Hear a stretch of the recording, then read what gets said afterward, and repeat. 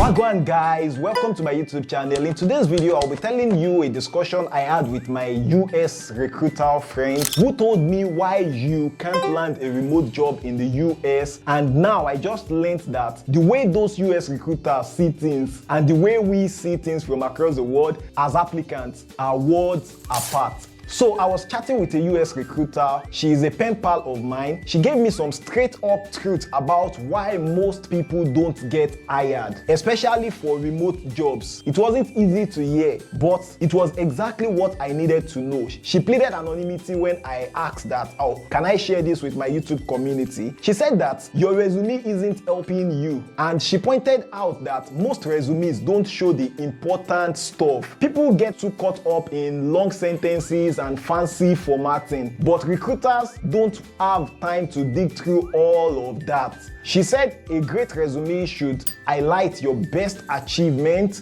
in clear, simple terms with some breathing room. So it's easy to scan by ATS, applicant tracking system, and also human recruiters. It's not about having the perfectly polished document or following some outdated format you downloaded online, but it's about making sure that the key points jump out quickly. If you are applying for remote work abroad, she mentioned that it's even more critical that your resume is clean and shows how you've worked independently or across different time zones.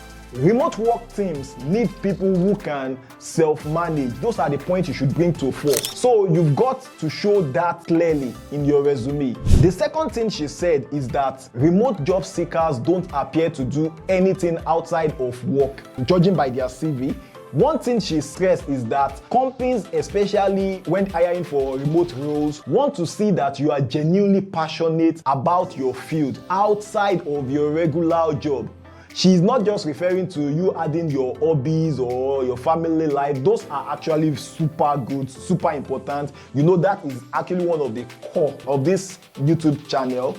And that is the fact that you should earn, but not to the detriment of your family and other important aspects of your life. So what she is saying is that what recruiters care about is if you are engaged with your industry on your own time. For example, if you are a developer, you could write blog posts contributing to open source projects or take part in online communities. She told me that this kind of passion and motivation sets you apart from other candidates who just list their job duties, you understand? So even something like contributing to forums or sharing your expertise on LinkedIn can give you an edge.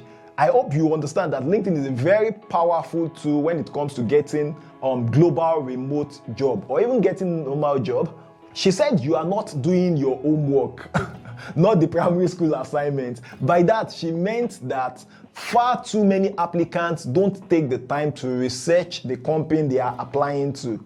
Remote work especially requires you to be selective, show that you understand the company, their culture, and their needs.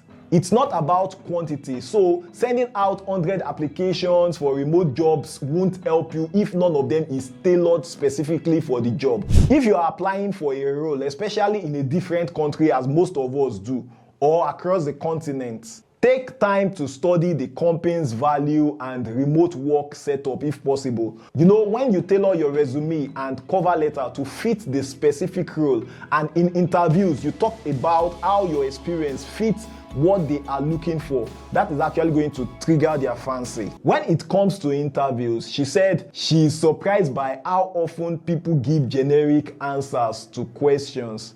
She said it's easy to spot when somebody is just saying what they think that the recruiter, the interviewer wants to hear.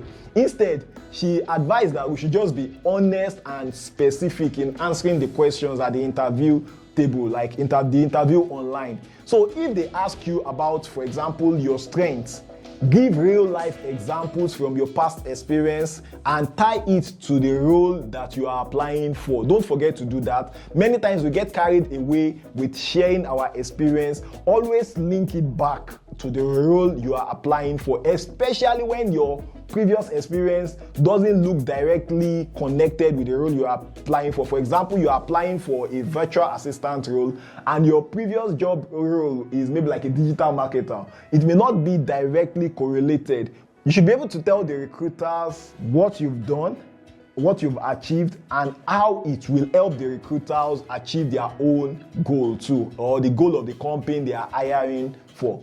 So for remote work, you want to emphasize how you've handled challenges like managing your time, managing time differences, staying motivated, or collaborating with teams from different time zones. This gives hiring managers the confidence that you can handle working remotely. So I asked her, why does it seem like most African talents applying for global remote jobs get turned down? She mentioned that something interesting about applicants from my continent is that a lot of highly skilled people applying for remote jobs don't highlight their global experience or adaptability enough. For example, many candidates may have experience working with international clients or teams, but this does not reflect clearly in their resume. So if you are from Africa like myself and you are seeking a remote job role in the global market, make sure to emphasize any cross-cultural or international work experience